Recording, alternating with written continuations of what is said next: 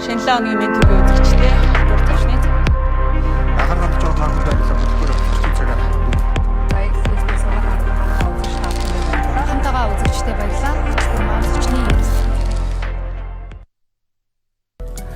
За хамтагаа үзэгч та бүхэндээ баярлалаа. Эглэл үзийн зочны ярилцлагын цаг эхэлж байна. За өнөөдөр бид студидтэй авилгатай тэмцэх газрын мөрдөн шалгах хэлтсийн дарга эрхэлсэн комиссар Буян Түмэн хурлаа. Ингээд хүрэлцэн ирсэн танд маш их баярлалаа. Энэ өдрийн мэндийг хүргье. За тэгэхээр өнгөрсөн 20 жилийн хугацаанд ер нь авилгыг хичнээн гэмт хэрэг мөрдөн шалгасан байдгийн бэ. Авилгатай тэмцэх газар бас одоо байгуулагдсанаас хойш бараг 20 жил болж байна те. Тэгэхээр өнгөрсөн хугацаанд ер нь ямар хөө байдлаар яаж ажиллаваа энэ талаар тавс эхлээд үзэгчдэд мэдээлэл өгөхгүй юу? За баярлалаа. За авилгатай тэмцэх газар маань байгуулагдаад энэ жил 20 дахь жилийнхээ нүрийг үзэж байгаа. Он баяр тэмдэглэх жижиг арга хэмжээнүүд бас явж байгаа. Тэгээд энэ далмыг ашиглаад Монгол улсад авилгатай тэмцэх газрыг байгуулах эрх зүйн орчныг бий болгоход гар үе оролцсон төрний эмийн зүтгэлтнүүд үе үеийн одоо энэ байгууллагыг бэхжүүлэх, хөгжүүлэхэд хөлбөмбөг зүтгэлээ зориулсан үе үеийн удирдлагууд хамт олон болон одоо ажиллаж байгаа нийт албаагчтай бас он баярын мэндийг хүргье. За байгууллагын хувьд бол 20 жил гэдэг бол харьцангуй залуу. За авилгатай тэмцэх газар маань 2006 онд байгуулагдсанаас хойш за өнөөдрийн хүртэл хугацаанд одоо 25 оны 5 мэдээ би танд хэлэх гэдэг л дээ. Гэмтэргийн тухай гомдол мэдээлэл бол 15600 орчмыг шалгаж шийдвэрсэн байгаа юм. За 14500 орчим эрүүгийн хэрэгт мөрдөн шалгах ажиллагаа явуулсан байна.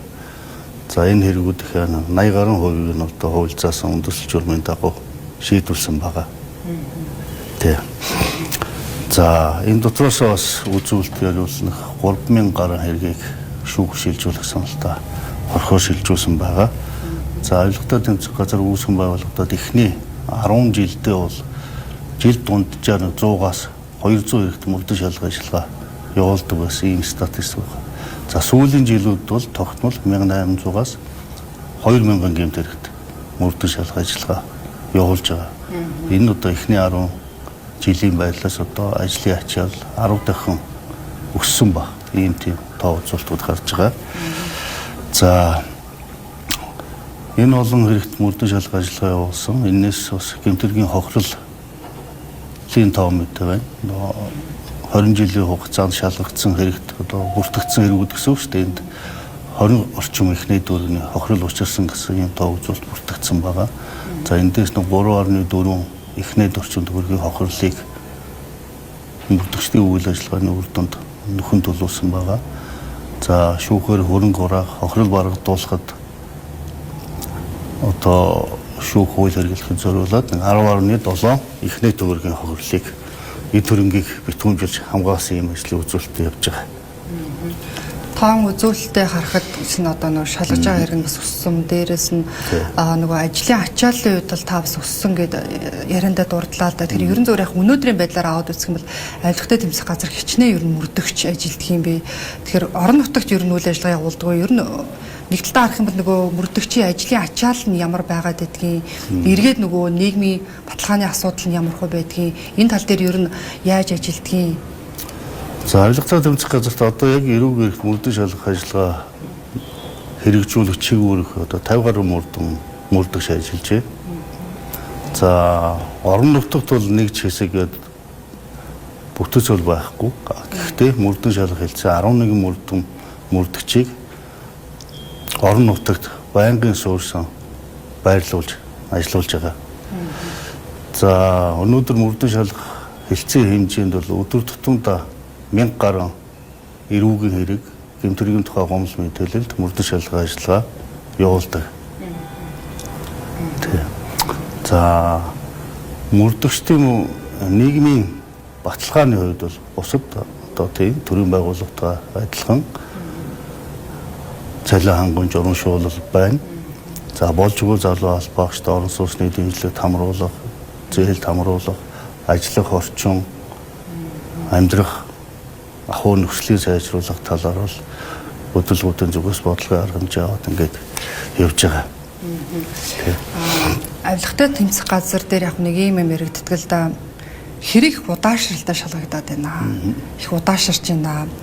Харахаар бага албан тушаалтнуудыг илүү шалгаад өндөр албан тушаалтнуудыг тий улс төрийн албан тушаалтнуудыг хорж шалгадаггүй нэг юм ялгууртай байдлаар ханддаг гэдэг нэг юм шүүмжлэл байдаг л да.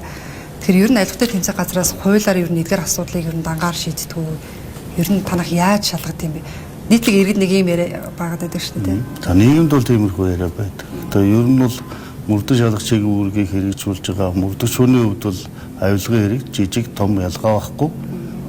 Одоо адилхан л эрүүгийн процессын хууль заасан бүхэл нь одоо нотлох баримт цуглуулах, бэхжүүлэх ажиллагаануудыг хийдэг. Дөрвөн биелэл одоо мөрдөн шалгахс өдөр тутамдаа 1000 гаруй эрүүг хэрэг гомдол мэдээлэл дээр ажиллагаа явуулж ажилтдаг 50 гаруй мөрдөн бац. Энэ бол одоо мэдээж ажлын ачаал бол мөрдөгчөнд ахацсан ажил.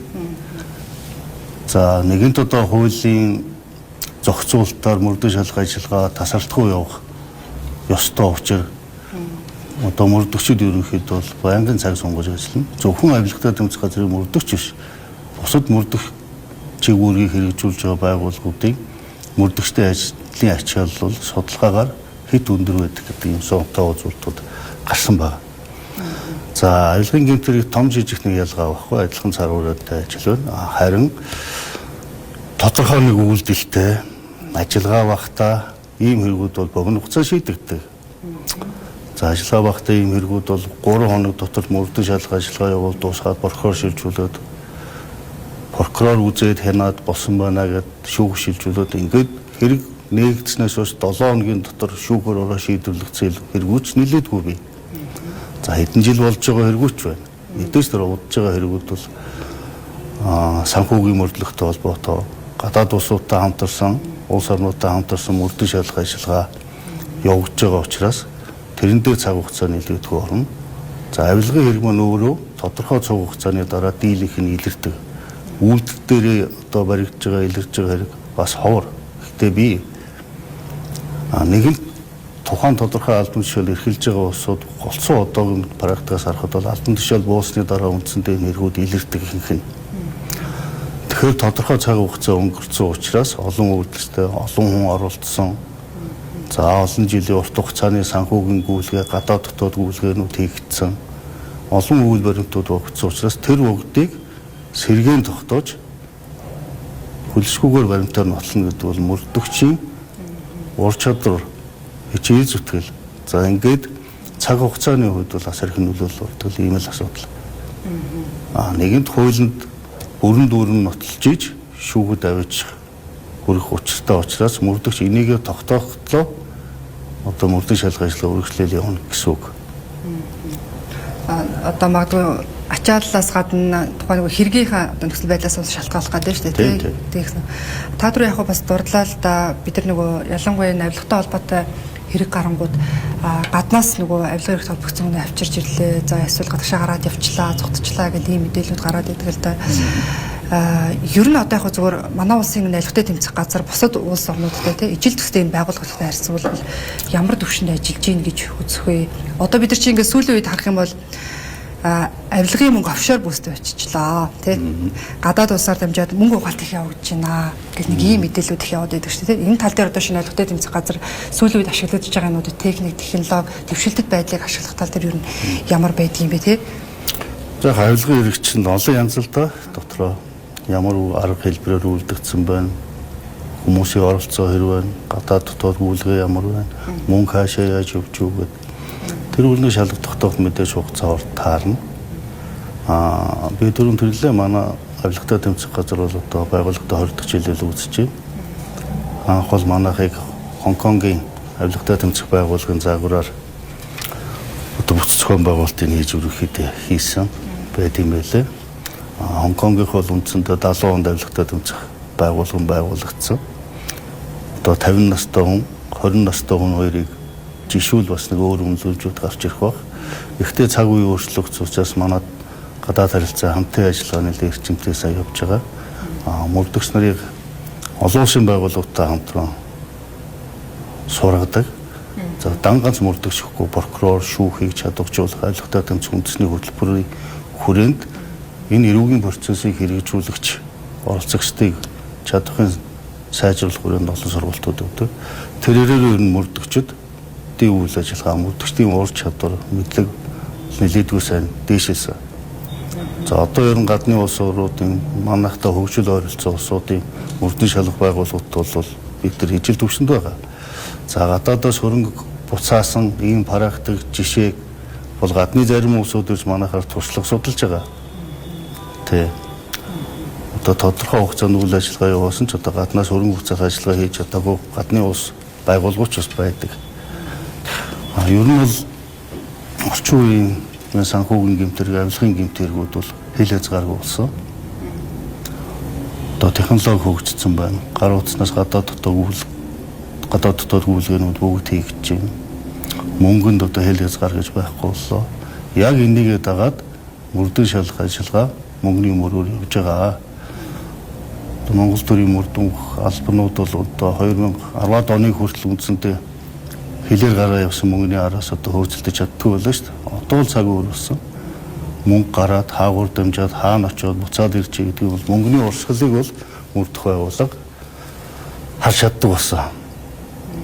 Энэ учраас бол хэргийн илрүүлэлтэнд сайн үр дүн өгч байгаа. Одоо ингээд авилгатай тэмцэх газраас 7 хоног болгоно сардаа ингээд тоо мэдээллүүдэд танилцуулаад байна л да. Тэгэхээр нөгөө энэ одоо хэрэггүй цаашид юу болсон бэ гэж баг нөгөө араасаа магадгүй ингээд шалгаж байгаа хэрэгүүд ороод ирэхээр иргэдэд заримдаа нөгөө мартчих тохиол байдаг тий. Ерөн зүгээр нөгөө авилгатай тэмцэх газар энэ үйл ажиллагаагаа явуулахдаа яг яаж явуулдаг юм бэ? Ингээд шалгаад байна гэдэг тий. Тэгээд шалгаад нөгөөх нь яг ямар үр дүнд хүрсэн энэ шалгаж байгаа хэрэг нь юу болсон ингээд нэг иргэд нэг асуугаад байдаг л да. Бид бол мөрдөх байгууллага шүү дээ. Мөрдөн шалгах ажиллагаа явуулна. Энэ хүнд гэмтэрэг үйлдсэн эрүүгээ хэрэг үүс ялцаад тат хангалттай хүндэл тогтоогдсон байл эрүү үүсгэж ялгчаар татах саналаа прокурорд гаргана. Прокурор болсон байна гэж үзвэл эрүү үүсгэж ялгчаар татаа өгнө. Ингээ энэ хүрээнд хуулийн хугацаанд мөрдөн шалгах ажиллагаа явуулаад дуусвал шүүхүү шилжүүлэх саналтай л хэрэгээ прокурор төргүүлнэ. За хяналтын прокурор хүлээж аваад нотлохын бүрэн дүүрэн хангагдсан байна гэвэл ялга дүнэлтээ үлдээд шүүх рүү өргүүлж байгаа. Ингээ шүүх хурлын процесс болно. Тэр чухам прокурор дээр очиод шүүх дээр цаашаа яваад ямар үр дүн хүрч үгүй юу гэдэг юмыг бас бид учруу тэр байгууллагуудыг бүрээрэхэд халдаад асуулт авлаа дараас нь шахаад болцоо байхгүй. За нотлохын бүрэн хангагдчихыг бол одоо прокурор шийдээ шүүхээр ороод шийдэгдэл ингээл явдаг. Тэ. Одоо сүүлийн үед яг яригдж байгаа ганц нэг авилгатай холбоотой тий шалгагдж байгаа ганц нэг хэрэгүүдийг та тодруулмаар байна л да. Бидэнд өгөх боломжтой мэдээлэл. Одоо ярих юм бол яг нийслэлтэй холбоотой ганц нэг шалгагдж байгаа юм тий тендер сонгон шалралттай холбоотой. За зарим нэг одоо хувь албан тушаалтнуудтай холбоотой. За нэг хэсэг одоо нэг замын үддэх галын байцаагчд гэж ярьжсэн шүү дээ тий. Тэгэхээр та бидэнд боломжтой мэдээлэл ойлгох болсон. Одоо яг энэ шалгагдж байгаа хэрэгүүд дээр. За гайлын байгууллагатай холбоотой хэрэгүүд дээр мөрдөн шалгах ажиллагаанууд нэлээд өгч байна. Одоо 20 орчим хэрэгүүдээр шалгаж байна. 30 40 орчим гайлын байцаагаас холбогдсон ийм хэрэгүүд шалгагдаа явж байгаа. За салбар руу ер нь орж өдөр үзэж байгаа. Гайлын байгууллагаас шалгалтын ажиллагаанууд одоо зөвхөн замын үеийн гайл гэхгүйгээр хотын гайл, нисхийн гайл, шуудан гэдэг ингээд олон салбаруудаар үзэж байгаа. За гайлын хэрэгүүд бол үндсэндээ мөрдөн шалгах ажиллагааны эхний шатууд дуусаад эрүүгээр үс ялгчаар татагтаад ингээд явж байгаа. За нийслэлтэй холбоотой төсөл энэ олон том төслүүдтэй холбоотой хэрэгүүд дээр авилгатай тэмцэх газар тагнуул цагдаагийн хамтарсан ажлын хэсэг гаргаад эхний удаад одоо нийслэлээр хэрэгжүүлсэн 6 багцын 24 төсөлтэй холбоотой санхүүжилтүүдийг шалгаад эхэлсэн ингээд явж байгаа.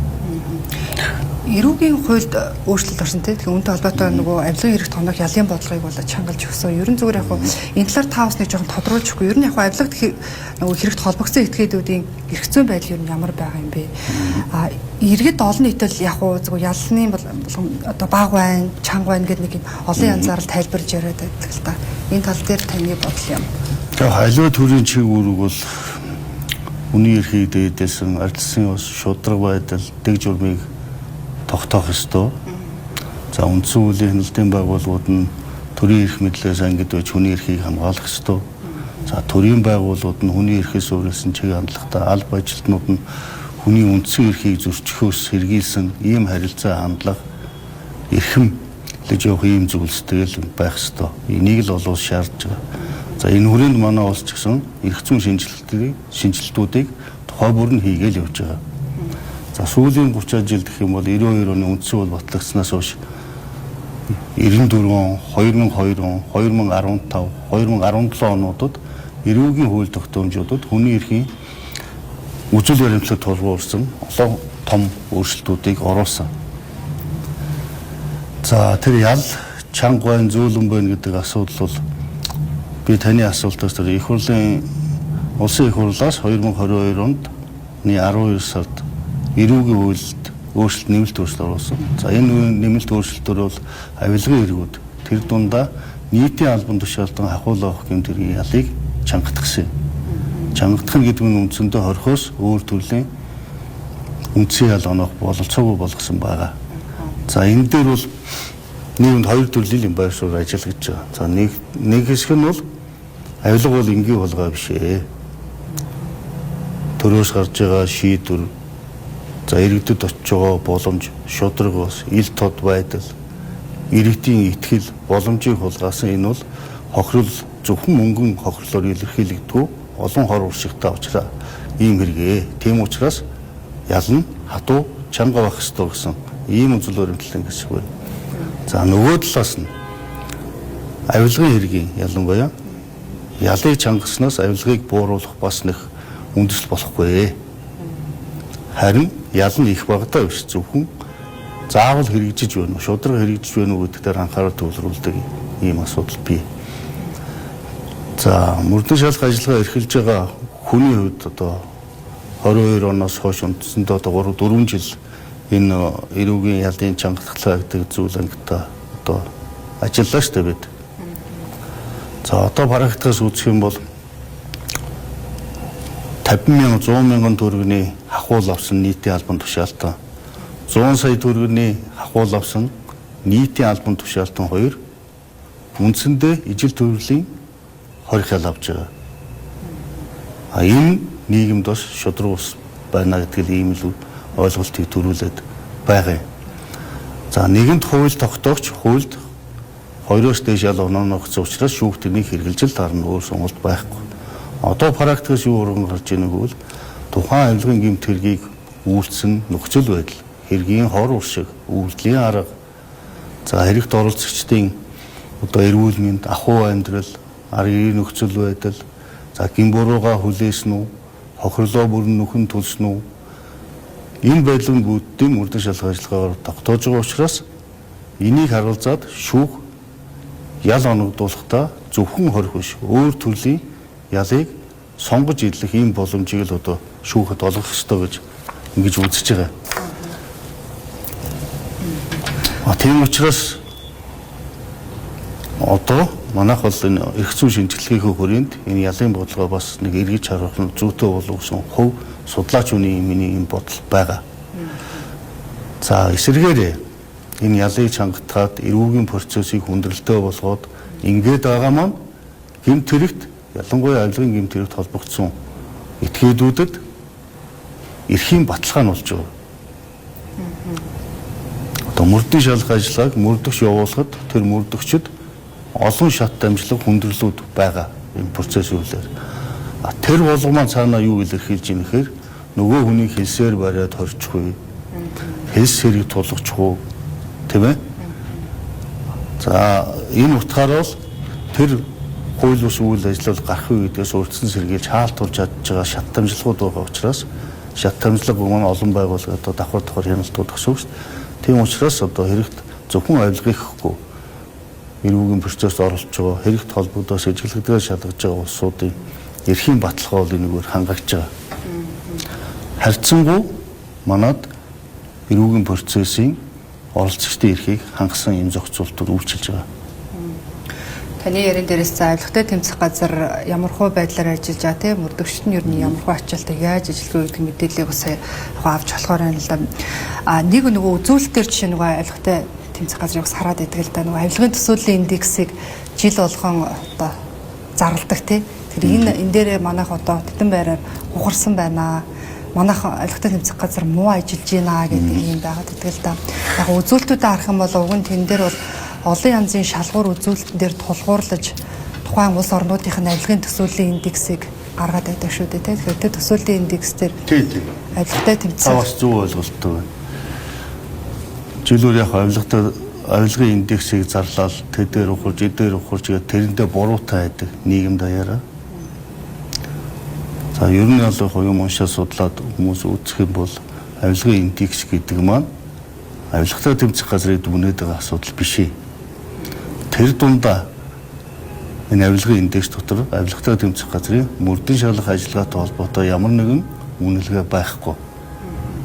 Харин төрөөс улс төрчдөөс авилгатай тэмцэх чиглэлээр ямар шийдвэрүүд гаргаж байна? Авилгатай тэмцэх ирмэлзэл байна уу? Авилгатай тэмцэх ирмэлзэл бүхэн ийм шийдвэрүүд гаргаж чадж байна уу?